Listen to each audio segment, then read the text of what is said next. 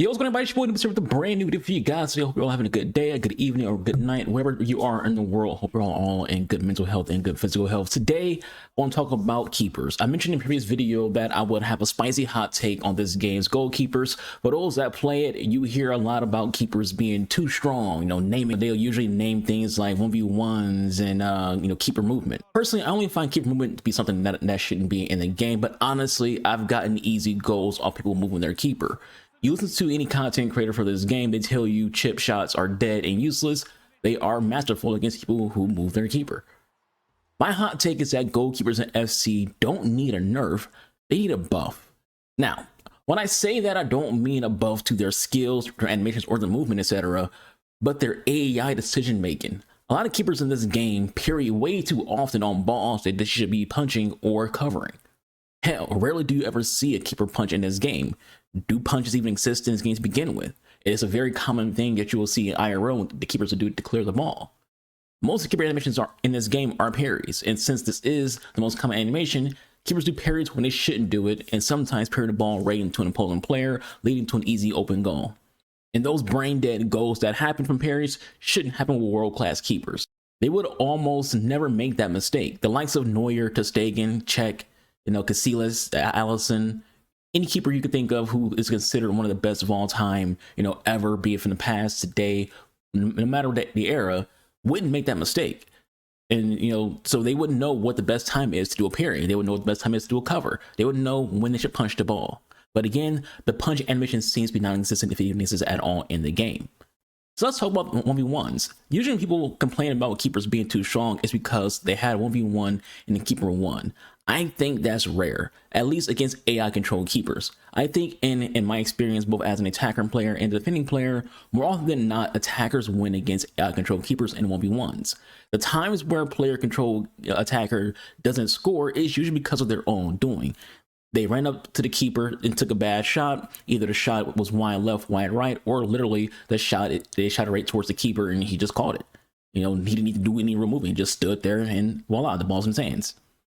I've seen content creators do live streams and be in 1v1s and make a bad shot and then go, the keeper's in this game, man, I tell you. Because the player base thinks scoring goals should be automatic. They think scoring goals should be easy. They think, especially in 1v1, it should be something that just goes in the back of the net. Now, the 1v1s I see where the attacker lose more frequently is player-controlled keepers. And depending on who you ask, this is a skill situation. It's a player versus player situation. It's not a player versus AI situation. So if you couldn't score, wouldn't that just be a skill issue? Wouldn't it just mean the other player was just better at you in that situation? Now, I'm not saying it is or it isn't when it comes to a skill issue, but you can understand the difference and why some would view difficulty with player keeper movement as a skill problem. I don't pride myself around as being a good player. I say it in all my live recorded videos that I see myself as an average at best player. But in my opinion, keepers aren't a problem and in some ways could use a buff to their decision making. And if the punch animation is in the code, it needs to be buffed to be more frequent. I respect the art of goalkeeping. A lot of times in my videos, you'll hear me say, nice save. When my opponent's keeper gets a good save on a shot, I will sure be back at the net. You'll hear me say that more frequently than complaining about the keepers being too strong, which I've never made that complaint before. I've never said myself that keepers in this game are too strong because I don't think they are. I think they're okay. I think they're balanced enough to, in my opinion, to where I never feel like I didn't score a goal because a keeper was too good. Whenever I don't score a goal in a situation where I should have scored a goal, I blame myself.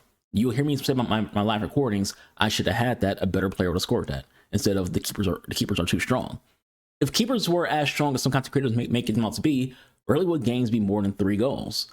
More frequently, we would see 1-0 games or 2-1 games. But when you do see type of games, it's never because of the keeper, but it's because someone's playing 5 at the back formations or just in general parking the bus. Irrelevant of the keeper, the score is low because you can't get through your opponent's defense and they're only attacking with like 2 players. So again, it's not the keepers that are too strong. You could say it's the overall defensive AI is too strong, but I don't think keepers are too strong. If you can have a game where you score 12 goals, the keepers aren't too strong. If you're scoring double-digit goals in any game, that tells you the keepers aren't too strong, especially here in April, where most people who are playing games, whether you're in Div 6 or Elite Division, you're playing against some pretty good keepers. You know, most, especially now with the SBCs are out when it comes to like the Czech SBC, a lot of, you know, lower division players have a keeper of Czech caliber, if not Czech himself. Anyways, it doesn't need to be a long video. So it's not going to be. I just think keepers could use some touch ups and don't need a nerf. I disagree with the thought process that they're too strong. Yeah, you might be like, well, 80% of the community agrees that they're too strong, and it's like, okay, fine, you know, that's 80% of the community.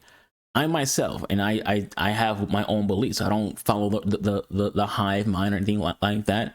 I just talk about what my experience is. My experience when it comes to playing the game is keepers don't seem like they're, you know, too strong.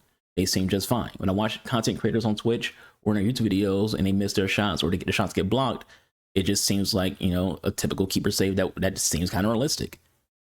And I know the word realistic shouldn't be used for video game because realism, you know, kind of ruins fun. But at the same time, you know, I don't think it'd be fun to just have games where people are winning, you know, 9-5 or 10-6 and things like that. That's not fun to me. I've had those games. I post those games. I posted games on this channel of me winning games where I score 5 goals in the first half, my opponent scores 4, and the game ends as a 9-6. You know, so it's like that. It's high scoring. It looks cool, but it's like it's not fun because it's like, all right, you kind of want some defense being played. You want your keeper to do something, not look useless. Because a lot of times you invest in your keepers. You know, if you didn't do an SPC for your keeper, you spent some, or you didn't pack your keeper, you spent, you know, a lot of coins to get your keeper. Now, I think player movement can be annoying if you face someone who is good at it, but that's natural. If someone is good at something, it shouldn't be easy to score against them. No matter what game you're playing, if someone's good at something, it shouldn't be easy to face them. But players who aren't good at keeper movement tend to allow a lot of chip shots, tend to get dribbled around and get scored on. There is a skill gap between people who move their keepers. There's people who move their keeper and get scored on, and people who move their keeper and they are problematic.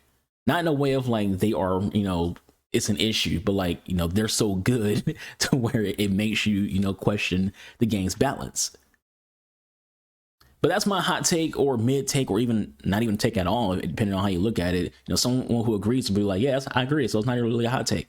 But yeah, I'll catch you guys on the next one. You know, good luck in your games today. Remember to have fun. I've been your boy, Anubis Gamer Archer. I'll see you guys when I see you guys. Y'all stay safe. I'm out of here.